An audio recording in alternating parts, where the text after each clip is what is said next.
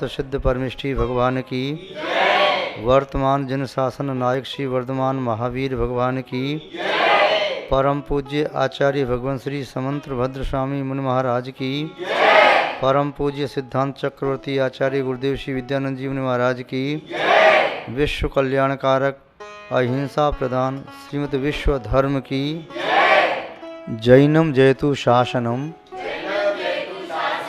विश्व कल्याणकारकम। धर्म स्नेही सत श्रद्धालु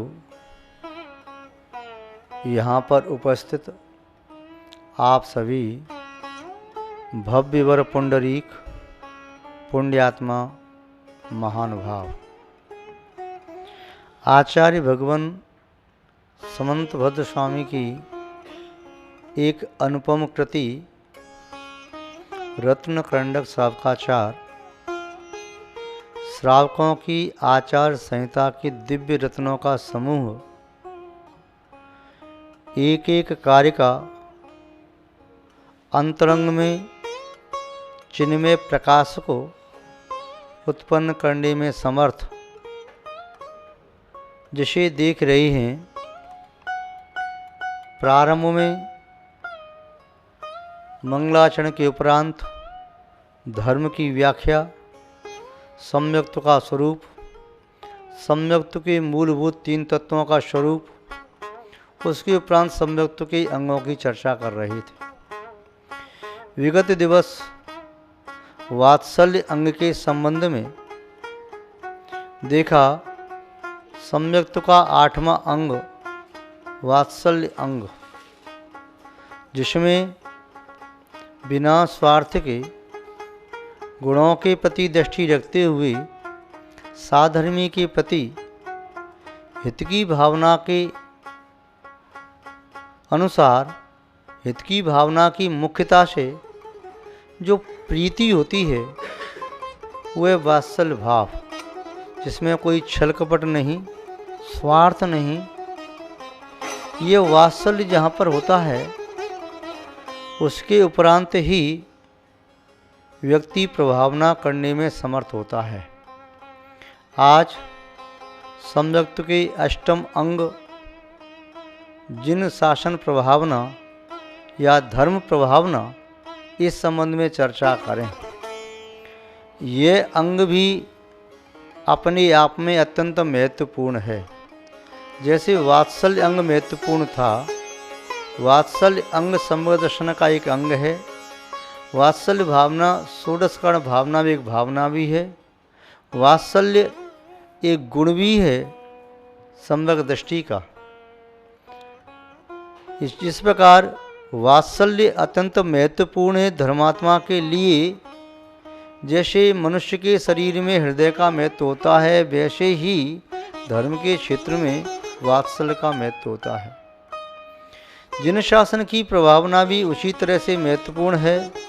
सम्यक दर्शन के 8 अंगों में जिन शासन की प्रभावना को लिया है, तो उधर षोडश कर्ण भावनाओं में भी धर्म प्रभावना को लिया। ये जिन शासन की प्रभावना यूँ समझिए समग्र दृष्टि का एक प्राण है। इसके बिना समग्र दृष्टि चलता फिरता वह मांस पिंड जैसा है। उसका सम्यक्त्व मूर्छित है। जैसे मूर्छित व्यक्ति, बेहोश पड़ा व्यक्ति कोई काम नहीं कर पाता, ऐसे ही जिन शासन की प्रभावना से रहित समग्र दृष्टि भी मूर्छित के समान है। उसका सम्यक्त्व स्वपर का कल्याण करने में समर्थ नहीं होता।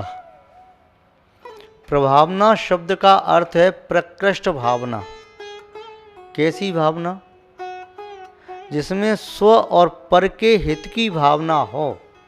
स्व पर के हित की भावना जिसमें पूरी तरह से व्याप्त है। स्वपर हित से अनश्युत भावना ही प्रभावना है, और वह भी प्रकृष्ट रूप से होना चाहिए। मध्यम मध्यम नहीं, जघन्य नहीं। प्रभावना के क्षेत्र में व्यक्ति को ये नहीं सोचना चाहिए जो हो जाए सो ठीक है। यह कोई व्यापार नहीं है कि जितना दुकान चले उतनी ठीक है। यह कोई भोजन की थाली नहीं है कि जो आ जाए सो खा लेंगे। प्रभावना के लिए समदृष्टि पुरुषार्थ करता है और समदृष्टि प्रभावना किए बिना शांति को प्राप्त नहीं करता। जिन शासन की प्रभावना करना उसका एक अनिवार्य धर्म हो जाता है। उससे रहित होकर के उसे जीवन में रस नहीं आता। जैसे गंडे में से रस को निकाल लिया जाए, उसकी छूछन रह जाती है, उसे कोई विवेकी खाना पसंद नहीं करेगा। ऐसे ही समदृष्टि के जीवन में से जिन शासन की प्रभावना अंग को निकाल दिया जाए तो उसका जीवन, उसका सम्यक्त गंडे की छूछन की तरह से है। महानुभाव आचार्य भगवान समंतबद्ध स्वामी जी ने स्वयं प्रभावना के संबंध में एक कारिका लिखी। उस कारिका में उतने कितना सारा रहस्य भर दिया है। ये तो विज्ञ जन जितनी गहराई में जाएंगे उतना मूल्यांकन कर सकेंगे। दिव्य रत्न का मूल्यांकन उस पर डिपेंड करता है जिसकी जितनी सामर्थ्य होती है। एक ही वस्तु का मूल्य अनेक अनेक स्थान पर और अनेक अनेक व्यक्तियों द्वारा अनेक अनेक प्रकार से किया जाता है। पानी के गिलास का मूल्य किसी से पूछा जाए कितना होता है, कोई कहेगा उसका कोई मूल्य होता है क्या? बहता हुआ पानी नदी किनारे पर खड़ी एक गिलास क्या 10 गिलास पानी ले ले। दूसरे से पूछे गांव में गए, एक गिलास पानी क्या 1 पैसा भी नहीं है, 1 बाल्टी पानी 10 पैसे में आ जाएगी। और आगे बढ़ के देखा 1 गिलास पानी 10 पैसे मिलेगा। और आगे जहाँ पानी कम मिलता है, बहुत गहरे से पानी खींचा जाता है, वो कहता है 1 गिलास पानी 10 रुपये का आता है। और कहीं जहाँ जंगल में पानी नहीं है वहाँ पर 1 बाल्टी पानी चढ़ा के ले जाता है 100 रुपये या 200 रुपये या 500 रुपये। तो 1 गिलास पानी का मूल्य इससे ज़्यादा भी हो सकता है, इससे कम भी हो सकता है। और जिस व्यक्ति के प्राण कंठ में आ गए हों उस व्यक्ति के लिए उस पानी का मूल्य उसके पास यथालब्ध सर्व संपत्ति के बराबर भी हो सकता है। आपने वो राजा की कहानी सुनी होगी, जो प्यासा राजा जंगल में भटक गया था और उसे जंगल में कहीं पानी नहीं मिला। एक झोंपड़ी दिखाई दी, दौड़ करके आया, पानी मांगा। उसने कहा पानी तो मिल जाएगा किंतु मैं पानी मुफ्त में नहीं दूंगा, बहुत दूर से पानी लाता हूँ। कितना मूल्य तुम्हारे पानी का? उसने कहा 1 गिलास पानी का मूल्य है आपका संपूर्ण राज्य। राजा ने 2 क्षण सोचा, पुनः उसने कहा ठीक है, मैं आपको अपने शरीर पर जो वस्त्र आभूषण वो दे देता हूँ, आधा राज्य दे देता हूँ, मुझे 1 गिलास पानी दे दो। बोले नहीं मिलेगा, इतना सस्ता नहीं है। राजा ने अपना पूरा राज्य दे करके पानी लेना चाहा, क्यों? प्राणों की कीमत राज्य की कीमत से ज़्यादा होती है, ये उसने अच्छी तरह से सोच लिया था। तो 1 गिलास पानी की कीमत 1 पैसा भी नहीं है और 1 गिलास पानी की कीमत राज्य के बराबर भी हो सकती है। स्थान और व्यक्ति को देख करके सबकी कीमत अलग अलग होती है। महानुभाव, तो ये सम्यक दृष्टि धर्मात्मा जो होता है, जिन शासन की प्रभावना करने में अपना मन वचन का भी उपयोग करता है, धन का भी उपयोग करता है। तो आचार्य महोदय के इस दिव्य रत्न की कीमत अपनी अपनी क्षमता के अनुसार सब लोग मूल्यांकित करेंगे। उनकी कारिका को यहाँ पर देखें। अज्ञान तिमिरव्याप्ति मपाकृत्य यथा यथम जिन शासन महात्म्य प्रकाशः स्यात् प्रभावना। आचार्य भगवान समंतबद्ध स्वामी जी कह रहे हैं अज्ञान तिमिरव्याप्ति। अज्ञान अक्षर यहाँ पर ज्ञान के अभाव का प्रतीक है। संपूर्ण अभाव नहीं, तो सम्यक ज्ञान का अभाव। मिथ्या ज्ञान तो है, कुज्ञान है। इस संसार में लोकत्रय में मिथ्या ज्ञान का अंधकार फैला पड़ा है। जब मिथ्या ज्ञान है तो उसके अविनाभावी रूप साथ में रहने वाला मिथ्या दर्शन भी है। तो मिथ्यात्व का अंधकार, मिथ्या ज्ञान का अंधकार, जब ये दो अंधकार हैं तो ऐसी व्यक्ति के जीवन में व्रतों का, संयम का प्रकाश नहीं आ सकता, तो वह असंयम का भी अंधकार। तिमिर को दूर करने में समर्थ होता है मिहिर। एक है तिमिर, दूसरा है मिहिर। जहाँ मिहिर है वहाँ तिमिर नहीं, या तिमिर है वहाँ मिहिर नहीं। मिहिर कहिए तो आदित्य, सूर्य, भानु, रवि, मार्तंड, अर्क, ये सब इसी के पर्यायवाची नाम हैं। जहाँ सूर्य का उदय होता है वहाँ अंधकार नहीं ठहरता, जहाँ अंधकार ठहरता है वहाँ सूर्य का उदय नहीं है, ऐसा मानो।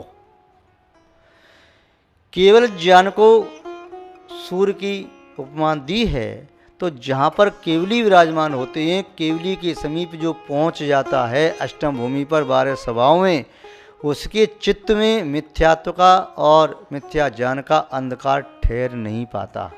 तो केवल ज्ञान मिहिर है, मिथ्यात्व, मिथ्या ज्ञान असंयम तिमिर है। केवल ज्ञान रूपी सूर्य के समीप पहुँच करके तीनों प्रकार के तिमिर नष्ट होते हैं। अज्ञान तिमिर व्याप्ति, अज्ञान का तिमिर, असंयम का तिमिर, मिथ्यात्व का तिमिर, तीनों लोकों में व्याप्त है। 3 प्रकार के तिमिर हैं। एक लौकिक तिमिर भी होता है, उसमें व्यक्ति देखने में असमर्थ होता है। तिमिर को तम भी कहते हैं, तम, और तिमिर को अंधकार भी कहते हैं। और ये तिमिर तामस का भी कारक होता है। भाव कलंक स्पौरा निगोद वासम मुच्चंती, जो भाव कलंक से युक्त हैं वे निगोद के वास को छोड़ने में असमर्थ हैं। इसलिए आचार्य भगवान कह रहे हैं अज्ञान तिमिर व्याप्ति। उस अज्ञान का तिमिर जो व्याप्त है, लोक रूढ़ियों में, मान्यताओं में, पूर्व के कुसंस्कारों के कारण धर्म में मन नहीं लगता, धर्म की बात नहीं सुहाती, आत्मा परमात्मा की बात अच्छी नहीं लगती, विषय अच्छे लगते, भोग अच्छे लगते, कसाय का पोषण अच्छा लगता, ये सब अच्छे लग रही हैं, ये सब मिथ्या दृष्टि जीव को। तो क्या करना? अपाकृत्य, उस अज्ञान को अपाकृत दूर करके, अलग करके, कैसे? यथायथम, जैसे बने वैसे, जैसे कर सकते हो उसी प्रकार से करना चाहिए। अंधकार को नष्ट करने के लिए लाठी, भाला, तलवार, अस्त्र शस्त्र आदि की आवश्यकता नहीं है। उसे दूर करने के लिए प्रकाश पुंज, किसी दीपक आदि की आवश्यकता है। मिथ्यात्व का अंधकार सम्यक्त्व के दीप से ही दूर होता है।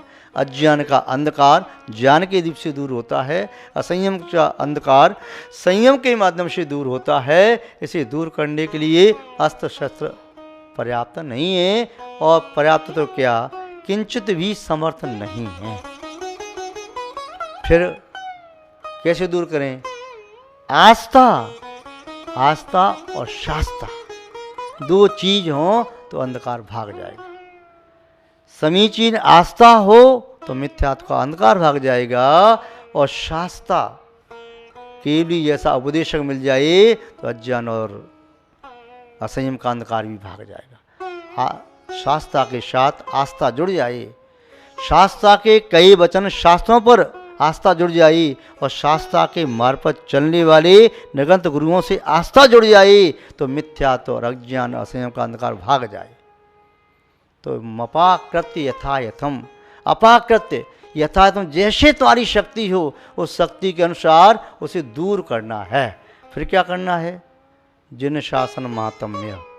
किसका महात्म्य? जिन शासन, जिनेन्द्र भगवंतों का शासन, श्रीमंतों का शासन, जिनके पास अंतरंग में अनंत चतुस्वरूप लक्ष्मी है, बहिरंग में समोषण आदि विभूति है, और अंतरंग की लक्ष्मी को प्राप्त करके समोषण आदि विभूति को जो सड़े तिनके की तरह से छोड़ देते हैं, समग्र लक्ष्मी को विहाय छोड़ करके उसमें किंचित भी ईहा नहीं, स्पृहा नहीं, किंचित भी राग नहीं है। ऐसे भी जिनेंद्र भगवान, उनका शासन, उस शासन की प्रभावना करना, उसका प्रकाश फैलाना, इसे मिथ्या दृष्टि भी अपना कल्याण करने में समर्थ हो सके। जिन शासन महात्म्य प्रकाश, प्रकाशित करना जिन शासन का, जिन शासन में कहीं मलिनता आ रही हो उसे चमका देना। जैसे महिलाएं अपने घर के बर्तनों को चमकाती हैं, सराफ जो सोने का आभूषण चमकाती हैं, जौहरी रत्नों को चमकाती हैं, तो चमक जाता है तो व्यक्ति उस चमक से सन्मार्ग प्राप्त करते हैं। ऐसे ही जिन शासन की प्रभावना करना, प्रकृष्ट भावना कैसे करना, अपनी क्रिया से, चर्या से, भाषा से, व्यवहार से करना। आचार्य मचन स्वामी ने लिखा, आत्मा प्रभावनीयो रत्नत्रय तेजसा सततमेव दान तपो जिन पूजा विद्या सहिष जिन धर्म। आत्मा प्रभावनीयो, सबसे पहले तो जिन शासन से अपनी आत्मा को प्रभावित करो कि मैं अपनी आत्मा कल्याण करूं, जिन शासन ही कल्याण करने में समर्थ है। आत्मा प्रभावनीय रत्नत्रय तेजसा, रत्नत्रय के दिव्य तेज से, और फिर हमेशा ही सतत, फिर क्या करो, दान तपोजन पूजा, दान दे करके सत्पात्रों को, तपस्या करके जिनेंद्र भगवान की पूजा अर्चना विधान प्रति अनुष्ठान करा के, और अपनी विद्याओं के द्वारा, शक्तियों के द्वारा अतिशय प्रकट करके जिन शासन की प्रभावना करनी चाहिए। महानुभाव, साधु वर्ग ईर्ष्या, भाषा, ईर्ष्णा, आदान, निक्षेपण और उत्सर्ग, ये 5 समितियों का पालन करते हैं। ये 5 समितियां व्यवस्थित पालते हैं तो ये भी प्रभावना का कारण है। साधुओं की साधना प्रभावना का कारण है, तो श्रावक की उपासना भी प्रभावना का कारण है। तो आप सभी लोग अपनी शक्ति अनुसार मनसा वाचा कर्मणा अपनी आत्मा को शांति प्रदान करने के लिए, विश्व में शांति की स्थापना के लिए, प्राणी मात्र के कल्याण की भावना भाते हुए जिन शासन की प्रभावना में सदैव संलग्न रहना चाहिए, ये प्रभावना निस्संदेह आत्महित का अचूक उपाय है। ये अनिवार्य कारण है।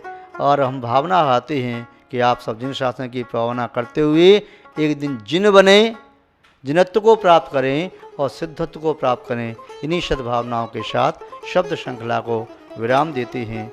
जय बोलिए श्री शांतनाथ भगवान की, परम पूज्य आचार्य गुरुदेव श्री विद्यानंद जी महाराज की, अहिंसामय विश्व धर्म की।